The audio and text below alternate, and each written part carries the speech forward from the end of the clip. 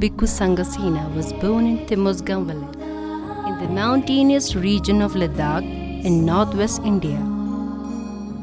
His early name was Thiring Acho. He was grown up in the religious family and was raised among the people possessing an ancient tradition of peacefulness, humility and innocence. My father was like a yogi. I had the influence of my father's very much. My father used to spend hardly any day without reading the scriptures, without reciting the mantra.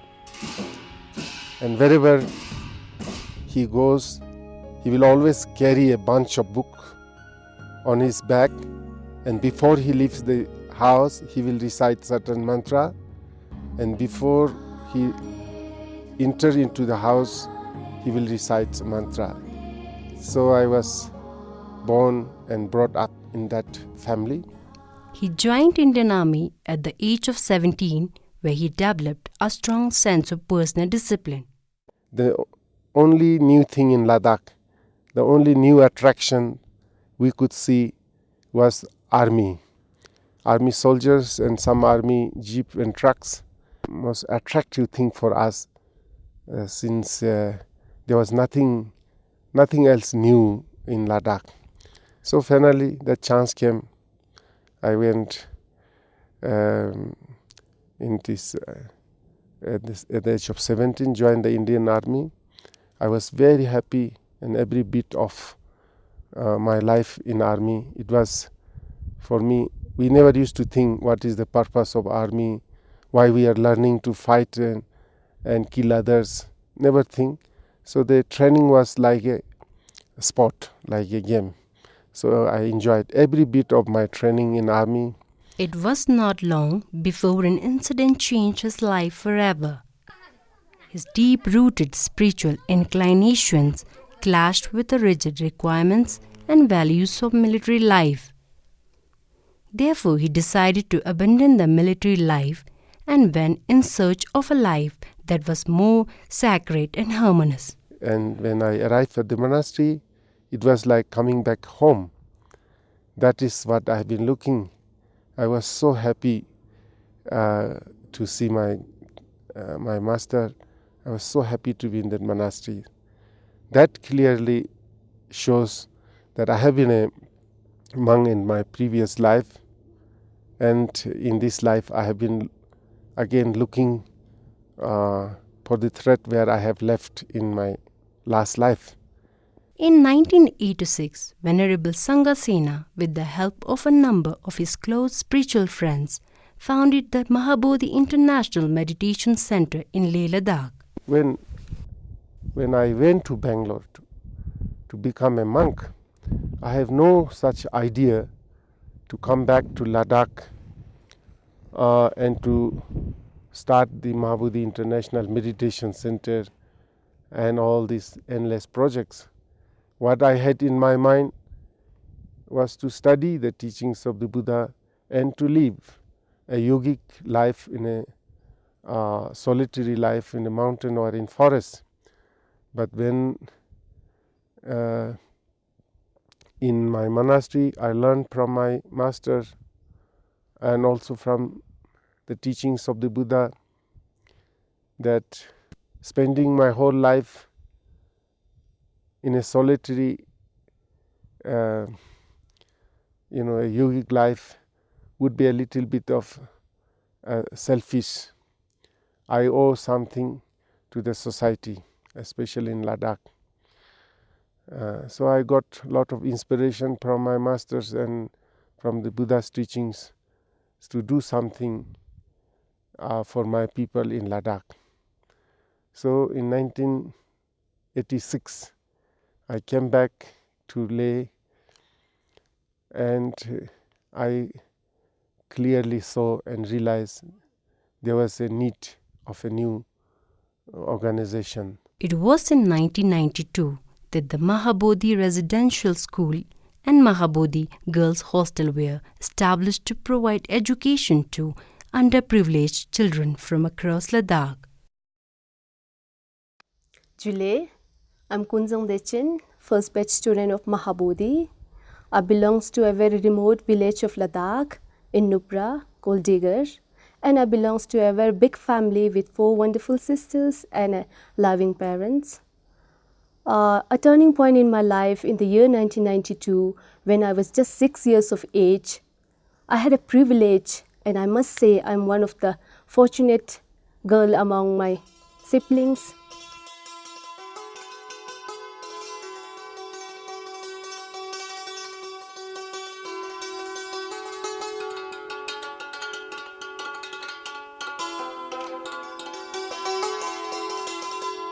Jule ngi me siring choro le yanga ta nine le ne sunga langa Mahabodhi branch school timos gansle tinle ne daksanga di Mahabodhi devachan school nasile le nga daksana standard 9 le dene nga di rong se mas kit porak le dene nga hostel life nga so puchante sangma experience po demu thoble dene aru timos ga khirtena Chijik facilities yot desangya langa jadi ka thopkan sora rakle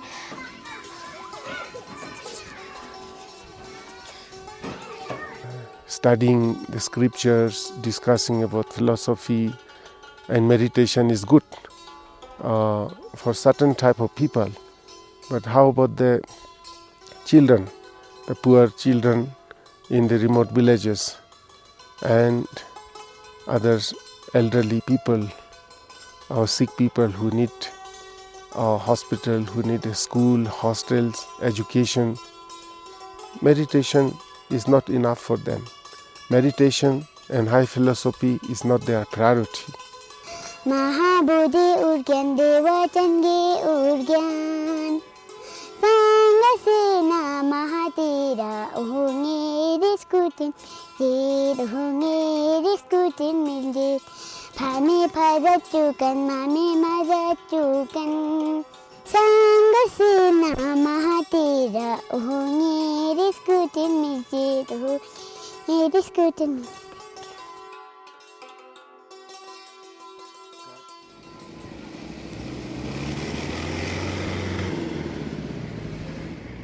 Yes, I met Venerable Sanghasena, I think it was 2001 when he was visiting Germany. I met him in the Buddha House, that's a Buddhist center in Germany, and Buddha House, Venerable Sanghasena and Mahabodhi, they have a strong and close relationship now for many, many years. And when we met him the first time, I didn't know anything about Mahabodhi, the work of Mahabodhi or anything else. We listened to his Dhamma talks, and after this Dhamma talks he had shown us some pictures from Mahabodhi, and Helga and me, we decided, oh, it sounds very good what we have heard, but let's ask if it would be possible to work as a volunteer in the hospital. And Bhante Sanghasena said, yes, you are welcome.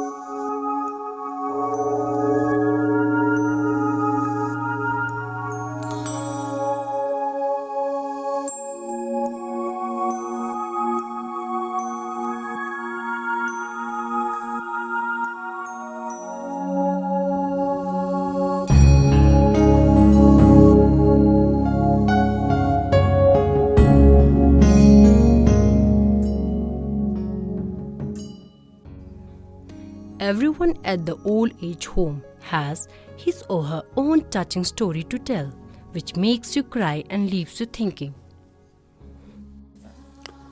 Nganyere nanonole ninga isir falron de rale ngan naruk kemo tsuk sochi sino kanjura hatata leonsinle nana elenti chona hatata la khongjale nere kananga hatata la dukse le ya khore gotasna naneri skorari tenda khore nyotinle nenge sagasin oi na do di ganses kancho go khong dika Drenchu le densa la gen Sanghasena.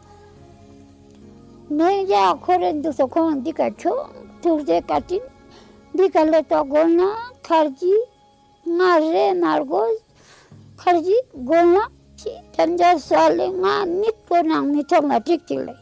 Lasan niko nang tong sangangin les kutin nang niche to kantak sara. Nunole niche yang sama sal kantak sara gil les kutin. Ngana nije chalak wangachi ga korugle. Ngana buja tata sulfa drunks. Kona go gende chol nane chosa. Skite ga sal gel turje katin.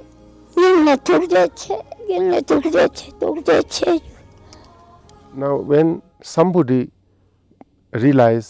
become aware of the need of this project, how important it is to such project, for example, the old age home. This is the only home for the elderly people for the entire Ladakh, and this was the need.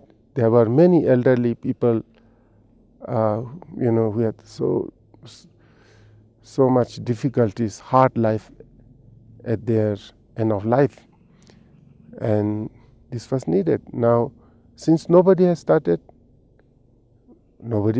because nobody had become aware fully the need for such things. The concept of Mahabodhi residential home for the aged, destitute and disabled started with Padma Laskit, an old woman who was abandoned at the government hospital in Leh. The doctors there had repeatedly admitted her to the hospital for 7 years as she had nowhere to go. And today, it has around 36 elderly people living with dignity, care and love showered upon them by the children and the staff of Mahabodhi. When I get asked what are the most impressive moments or what is the most impressive thing here in MIMC, that will be difficult to give an answer to this, because I think most of the things are here very, very impressive. But just a few moments when we go, for example, to the old age home, and as far as I know, it is the only old age home in Ladakh. To feel the atmosphere in this place, it's not a place where old people just stay and get food and get a place to sleep. No, it's the whole atmosphere, which is done by the staff. They created a really, really very nice place here. And to feel this, that is very, very touching. That is very, very impressive when the elderly people are coming, when Memele and Abile are coming and we talk to them. We talk in German, they talk in Ladakhi to us, but that's a special kind of secret. Maybe it's the secret of David Chan, I don't know, but we understand, that's maybe the language of the heart.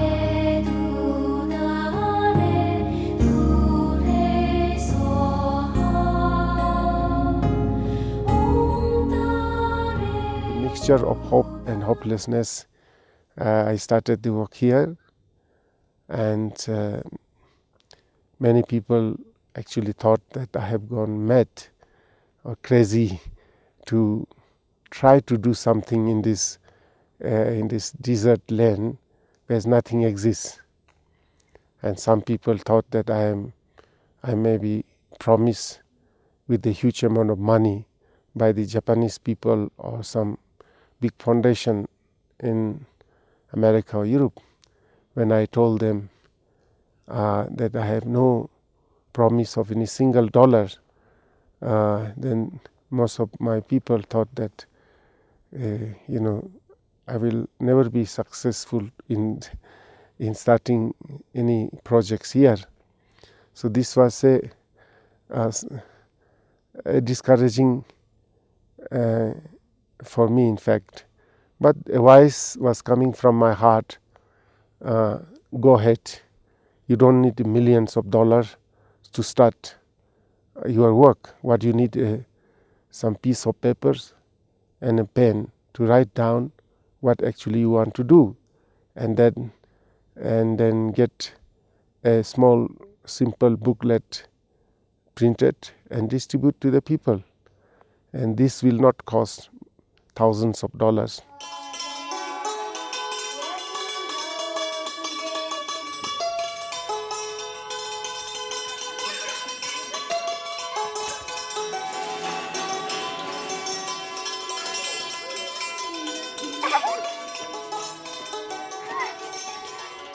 Give me some sunshine, give me some rain, give me another time. It was in 1996 when Venerable Sanghasena initiated another project, Hostel for Boys.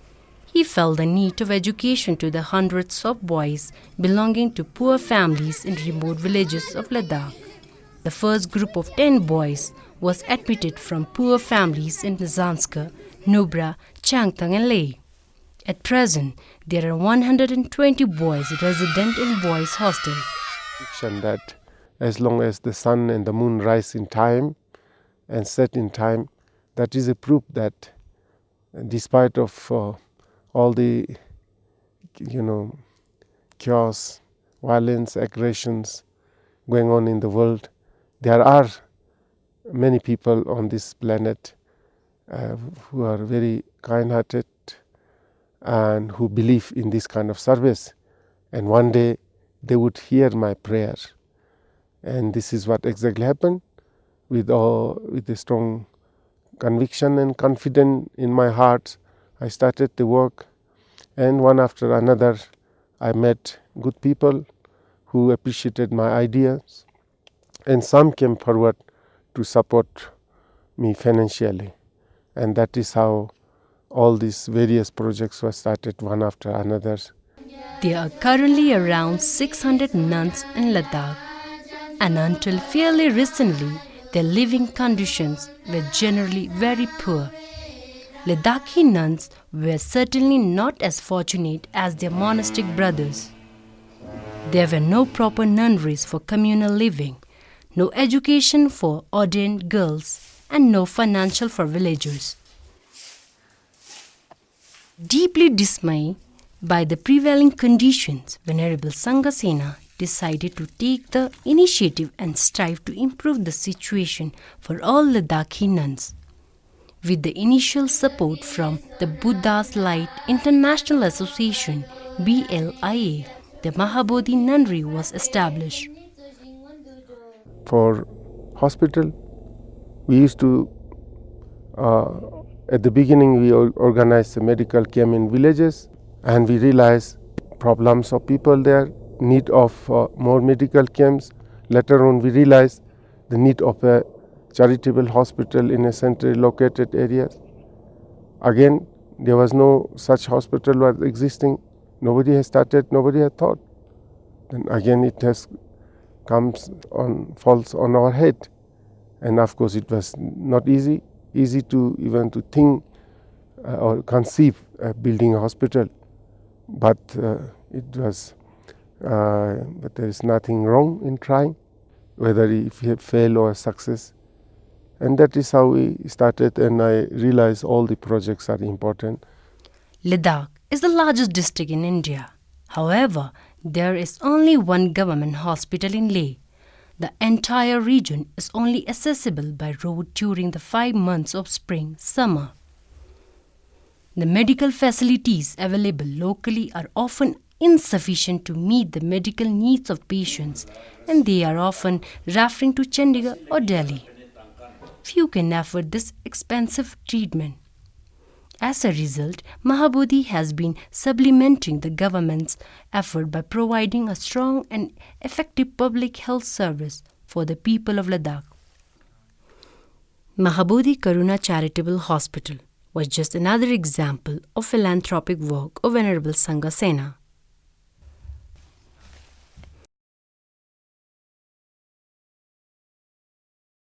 Though Ladakh has been a Buddhist land with thousands of monks and monasteries, but a separate meditation center for beginners or for visitors.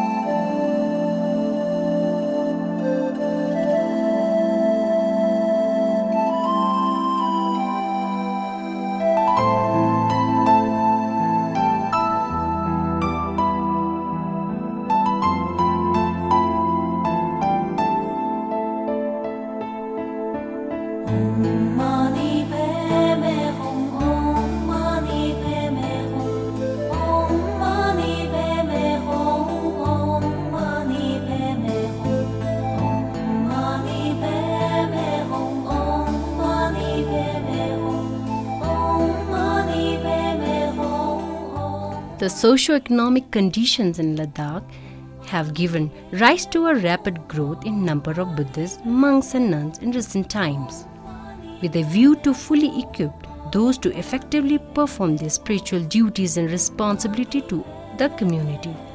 Venerable Sanghasena on 4 July 2004 formally established the Jetavana Monastery. It is the first Theravada Buddhist monastery in Ladakh.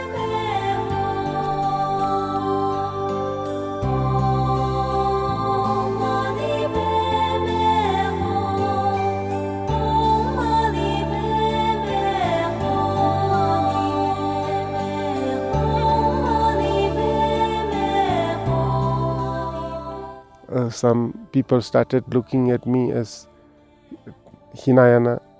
I am trying to bring a new sect here in Ladakh, which was not at all in my mind.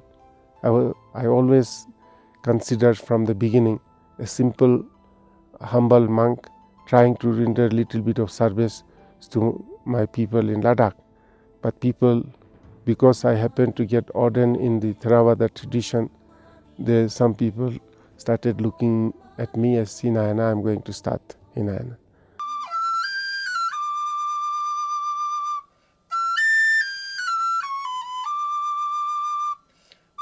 If you happen to be at Devachan during any festival or ceremony, you are sure to hear the sweet sound of the flute, accompanied by the voice of one or more of visual empire children who live and learn under the loving and wise guidance of the staff at Mahabodhi Devachan.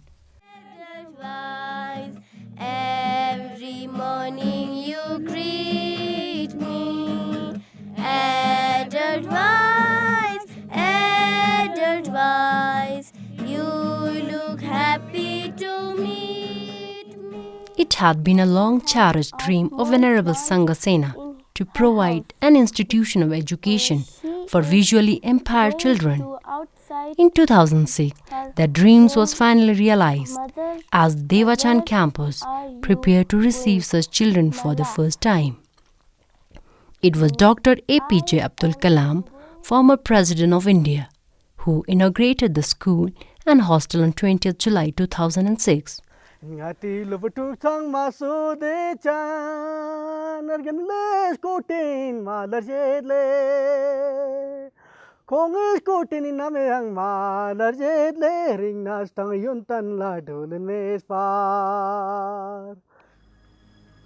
would like to express my heartfelt thanks and gratitude to my most precious Guruji, Venerable Sanghasena, for making my life so meaningful, so wonderful and purposeful to live with.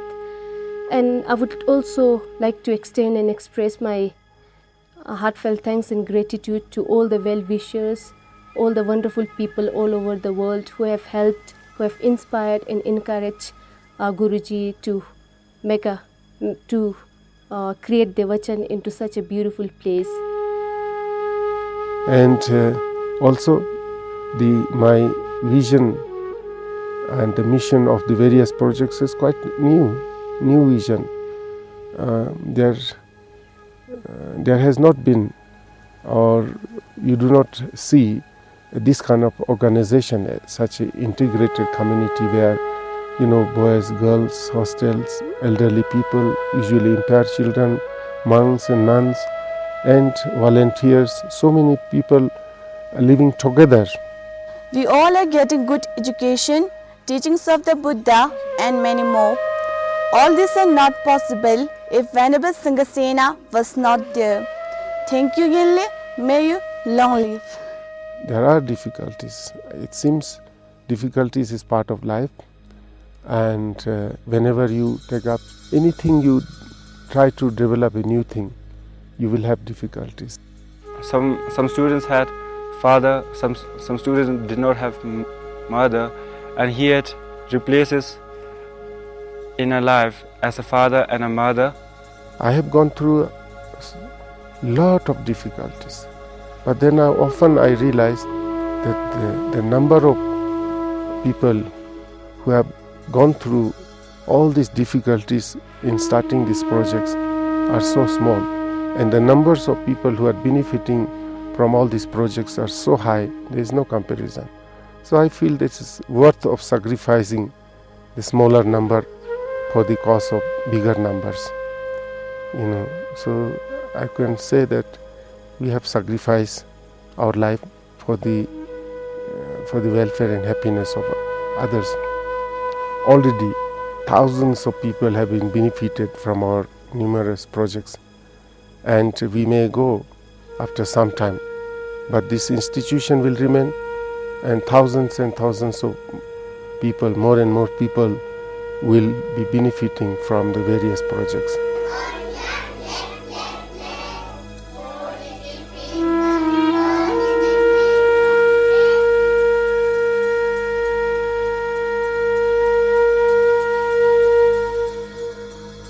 I only can say to everybody, come and see, come and visit Devachan and share the same wonderful experience.